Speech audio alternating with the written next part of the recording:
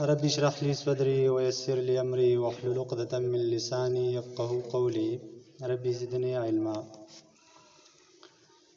ډیر زیاتو خوږو عزتمندو مشرانو کشرانو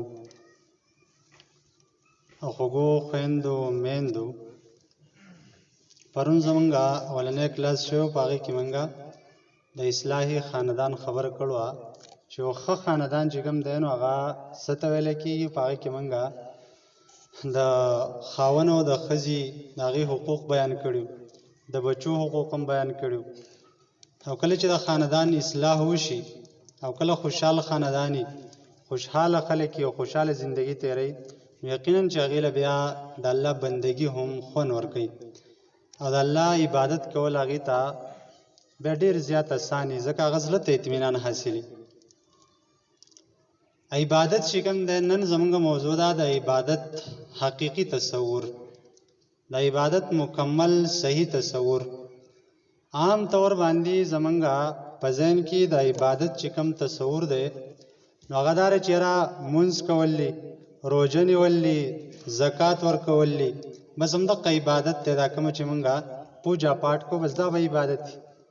او چې څوک دغه عبادت کوي نو نور کار سم کوي، د هغې زندګي نور هر څنګه چې تېرېږي نو مونږ هغې ته عابد وایو، مونږ وایو چې دا ښه دینداره سړی دی، دا ښه تقوادار سړی دی.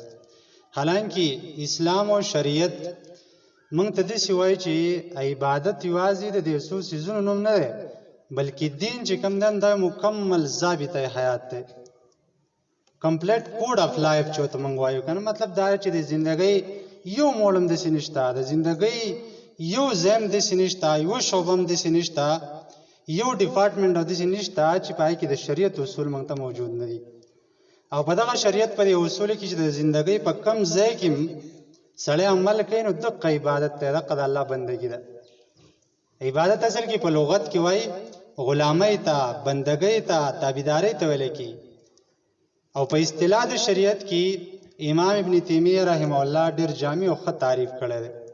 هغه وایي چې العبادت اسم جامع لکل ما یحبه الله ویرضا.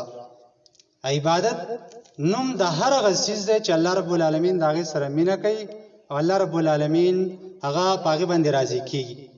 من الاقوال والاعمال الباطنه والظاهره، که دا خبرې کولی او که دا افعال او څه کار کولی او که دا پټ او که ښکاری، دقې ته عبادت وایي. نو معنی دا چې هر هغه څیز، هر هغه کار، هر هغه خبره کول چې په هغې باندې الله راضي کېږي او د الله خوښوي، دقې ته عبادت وایي. عام طور مونږه دا دین او دنیا په دې کې تفریق راوستلی چې دین او دنیا چې کوم دي دا د یو بل حریفان دي، یو بل دشمنان دي. حالانکه د دین او د دنیا د یو بل سره تعلق د دوه دوستانو دی. لہذا کله چې سړی په دې دنیا کې د دنیا کارونه کوي خو د نبی علیه السلام په طریقه باندې کوي نو دغه د دنیا دا کار هم عبادت ګرځي، دغه هم د الله بندګي ګرځي. او کله کله سړی عبادت هم کوي، مونځ هم کوي، خو د پیغمبر په طریقه یې نه کوي، د قرآن حکم نه مني، ځان هسې څیز جوړ کړی دی. وایي چې زه په ورځ کې مثلا 6 مونځونه کوم، نو دا خو سجده ده. خو دغه سجده چې کوم ده په دې به الله تعالی سزا درکوي، ماله بې سزا راکوي. ولې به پرې راکوي؟ ځکه چې شریعت راته دا نه دی وایي چې 6 مونځونه وکړه، ما ته 5 مونځونه ویل دي. نو لہذا عبادت چې کوم دی دا جامع تصور دی، وسیع تصور دی، یو وسیع فکر دی.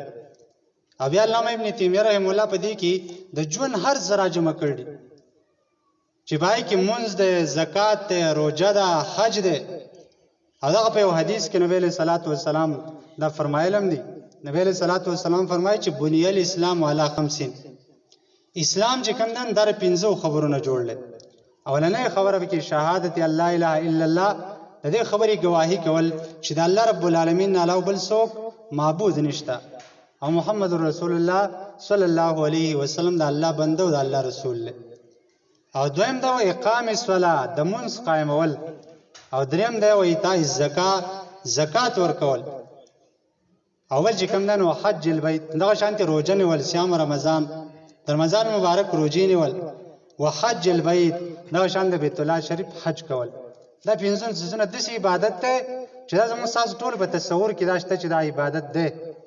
خو دې نه علاوه چې کوم عبادت دي نو هغه زموږ په ذهن کې عام طور زموږ په ذهن کې نشته. حالانکه دې نور ډېر زیات وسیع عبادت دی